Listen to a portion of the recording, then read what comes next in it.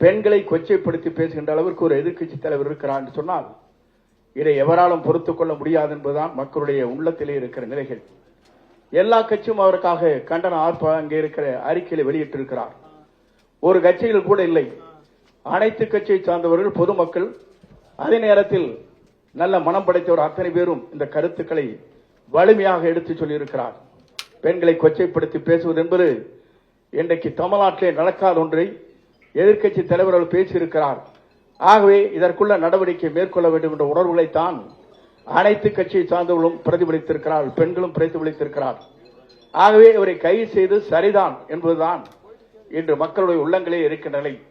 ஆனால் திராவிட முன்னேற்ற கழகம் மட்டும் போராடுகிறார்கள், மக்கள் போராடவில்லை.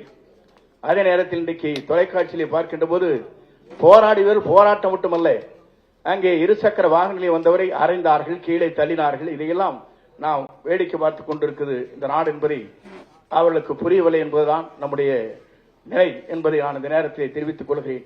என்னுடைய உணர்வுகள் அத்தனையும் எப்படி இருக்கிறது என்று சொன்னால், விரைந்து நம்முடைய இருவரும் சேர்ந்து ஒரு அமைச்சரவை அமைக்க வேண்டும் முதலமைச்சர் என்று கருதினார்கள்.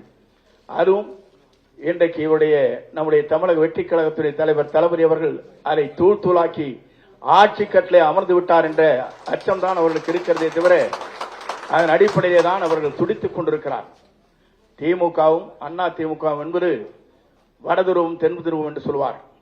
புரட்சித் தலைவர் இருக்கும் வரை, புரட்சித் தலைவர் அம்மா இருக்கும் வரை அவர் சொன்னது ஒன்றே ஒன்றுதான், திமுக என்ற தீய சக்தியை அழிக்கும் வரை நான் ஓயப் போவதில்லை என்று குறிப்பிட்டார்கள். அதே தீய சக்தியோடு இன்றைக்கு இணைந்து முதலமைச்சர் பொறுப்பை ஏற்கலாம் என்று துடித்துக் கொண்டிருக்கிற அத்தனை பேருக்கும் இன்றைக்கு முற்றுப்புள்ளி வைத்த ஒரே தலைவர் தமிழக வெற்றி கழகத்துடைய தலைவர் தளபதி ஒருவரால் தான் முடியும் என்பதை நாம் உணர்ந்திருக்கிறோம். ஆகவேதான் நம்முடைய கூட்டணி என்பது வலிமையான கூட்டணியாக இருக்கிறது. இங்கே கூட்டணி கட்சியை சார்ந்தவர்கள் எத்தனையோ ஆண்டுகளுக்கு பிறகு ஒரு மாற்றங்கள் தமிழ்நாட்டில் உருவாகி இருக்கிறது. 1967க்கு பிறகு காங்கிரஸ் இந்த ஆட்சி பீடத்திலே அமர முடியுமா என்ற நிலையை மாற்றி காட்டிய வரலாற்றை உருவாக்கி வரும் நம்முடைய தமிழக வெற்றி கழகத்துடைய தலைவர், நம்முடைய நிரந்தர முதலமைச்சர், அவரால் ஒருவரால் தான் முடியுமே தவிர எவராலும் முடியாது. இதைத்தான் அவர் நினைக்கிறார். இன்றைக்கு அவரெல்லாம் பேசுவதற்கு காரணமே வயிறிருந்து பேசிக் கொண்டிருக்கிறார். அங்கே தூங்க முடியவில்லை, அவர்களால் தூக்கம் அவர்களுக்கு வருவதில்லை.